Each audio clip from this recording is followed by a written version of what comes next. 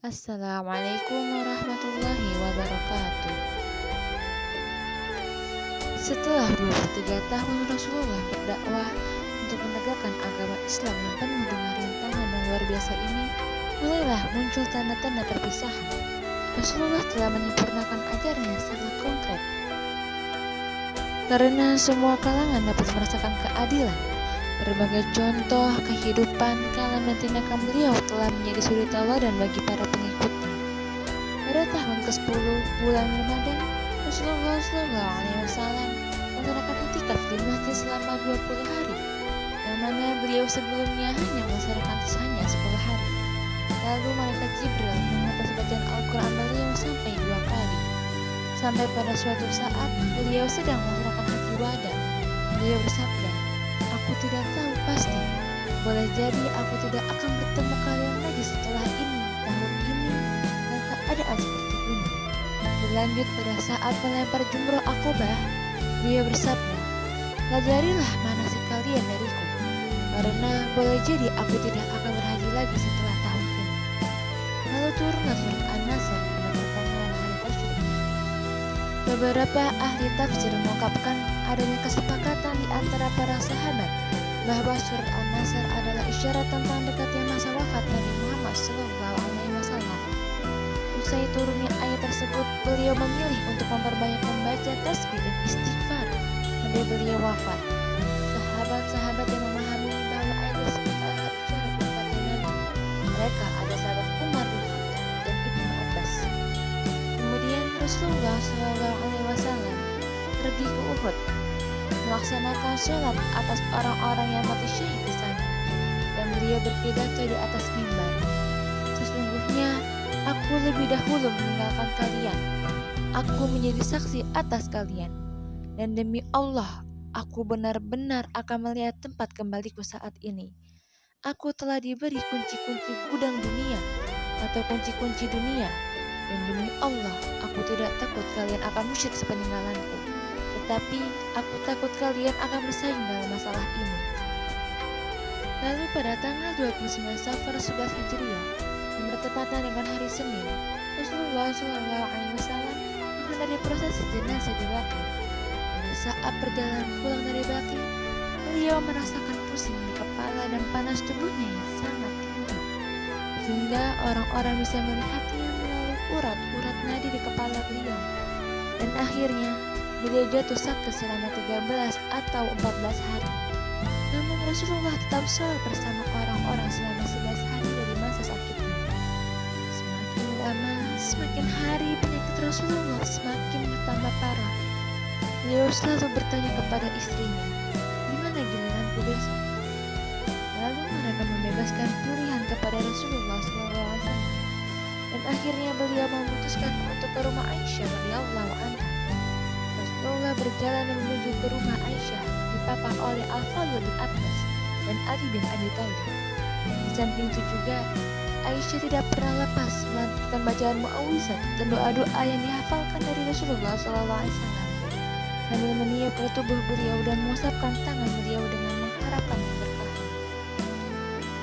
Hingga akhirnya, pada 5 hari sebelum wafat, tepatnya pada hari Rabu, keadaan beliau semakin kritis, sehingga beliau meminta untuk mengguyur tubuhnya agar beliau dapat bertemu dengan orang-orang dan memberikan sebuah nasihat. Ketika beliau selesai diguyur di atas meja rajutian yang menjaga dan merasa agak ringan, beliau lalu masuk ke masjid dengan kepala yang diikat dan duduk di atas mimbar lalu berpidato di hadapan orang-orang. Rasulullah SAW bersabda, "Kutukan Allah dijatuhkan kepada orang-orang Yahudi dan Nasrani, karena mereka menjadikan kuburan Nabi mereka menjadi masjid." Namun ada dalam riwayat lain mengatakan, Allah memerangi orang-orang Yahudi dan Nasrani karena menjadikan kuburan para nabi mereka menjadi masjid. Kemudian Rasulullah SAW melanjutkan pidatonya dengan mengatakan, "Janganlah kalian menjadikan kuburanku sebagai berhala yang disembah." Kemudian beliau menawarkan diri untuk qisas, seraya bersabda, "Barang siapa punggungnya pernah kupukul, maka inilah punggungku. Silahkan membalaskan. Siapa yang pernah kehormatannya pernah kulecehkan, inilah penghormatanku, silahkan membalasnya. Tak berapa lama azan zuhur pun berkumandang, lalu beliau melaksanakan sholat zuhur. Hingga beliau kembali ke mimbar dan duduk di atasnya, kembali mengulang sabda seperti di atas dan mengatakan mengulang. Kemudian datanglah salah satu orang bersabda, "Sesungguhnya engkau mempunyai tanggungan 3 dirham kepadaku." Lalu beliau memerintahkan kepada Fadl untuk memberikannya. Dan masih banyak lagi nasihat-nasihat Rasulullah SAW menjelang wafatnya, seperti nasihat tentang orang-orang Ansor yang merupakan keluarga Rasulullah. Nasihat tersebut berisi tentang menerima orang baik di antara mereka, karena dalam suatu riwayat lain mengatakan bahwa orang-orang Ansor akan semakin dikit ibarat sebuah garam dalam makanan. Dan barang siapa yang menangani suatu urusan berbahaya dan bermanfaat bagi orang lain, maka itulah orang yang baik di antara mereka dan memaafkan orang yang buruk di antara mereka. Kemudian dia melanjutkan bahwa sesungguhnya ada seorang hamba yang diberi pilihan antara kewenangan di dunia atau di sisinya. Orang tersebut memilih untuk di sisinya. Jadi Abu Sa'id Al-Khudri menuturkan bahwa Abu Bakar menangis sambil berkata, "Demi ayah dan ibu kami sebagai tebusanmu." Orang-orang tersebut merasa keheranan dengan sikap Abu Bakar. Namun yang dimaksud hamba di sini adalah Rasulullah sendiri.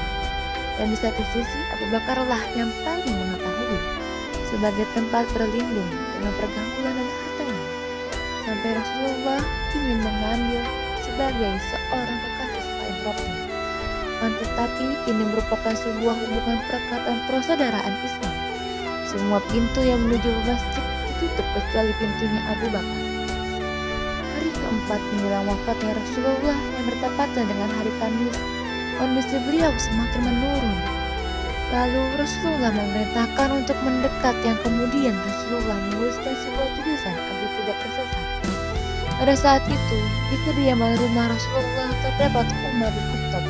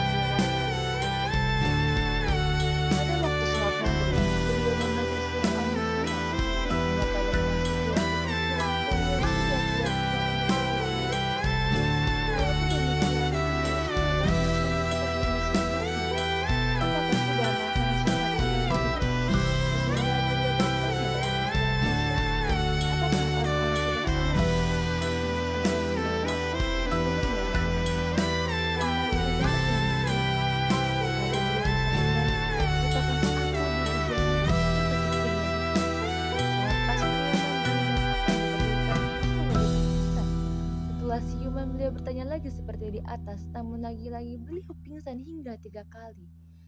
Beliau tidak sanggup lagi.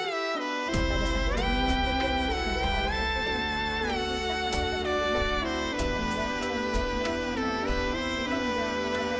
Abu Bakar telah menghina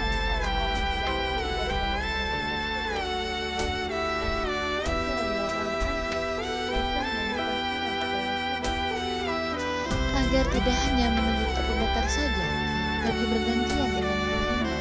Namun beliau menolaknya sambil bersabda, "Kalian sama dengan saudara-saudara Yusuf. Suruh Abu Bakar agar menemani anak-anaknya." Suatu hari Rasulullah SAW merasakan tubuhnya agak menjadi lebih baik. Ini bertepatan dengan hari Sabtu atau Ahad. Rasulullah SAW dituntun oleh 2 orang laki-laki keluar rumah untuk melaksanakan sholat. Namun dengan waktu yang bersamaan, ternyata Abu Bakar sedang menjalani sholat jamaah. Ketika Abu Bakar yang telah mengetahui keberadaan beliau, kaya hendak mundur ke belakang. Akan tetapi Rasulullah memberi isyarat kepada agar tidak usah mundur. Dia bersabda, "Duduklah, aku di samping Abu Bakar." Maka keduanya mendudukkan beliau di samping Abu Bakar.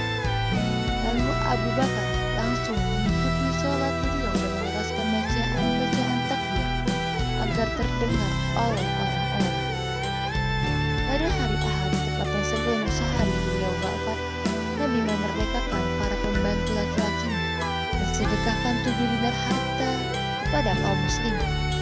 Pada malam sebelumnya, Aisyah sempat meminjam minyak lampu pada pembantu perempuan. Sementara beliau menggadaikan baju besi kepada seorang Yahudi seharga 30 shekel. Hari terakhir dari kehidupan Rasulullah, Anas bin Malik mengatakan bahwa tatkala orang-orang muslim sedang melaksanakan sholat subuh pada hari Senin, sementara Abu Bakar menjadi imam, Rasulullah tidak menampakkan diri kepada mereka. Beliau hanya menyibak tabir kamar Aisyah dan memandangi mereka yang sedang berbaris dalam saf-saf sholat. Kemudian beliau tersenyum. Abu Bakar mundur ke belakang hendak berdiri sejajar dengan saf, karena dia mengira Rasulullah akan keluar berjumpa dengan imam. Anas menuturkan, orang-orang muslim bermaksud hendak menghentikan sholat karena merasa gembira dengan keadaan Rasulullah, dan memberi isyarat dengan tangan agar mereka menyelesaikan sholat. Kemudian beliau masuk ke bilik dan menurunkan tabir. Setelah itu, Rasulullah tidak mendapatkan waktu sholat berikutnya. Waktu duha semakin panjang. Nabi memanggil putrinya Fatimah.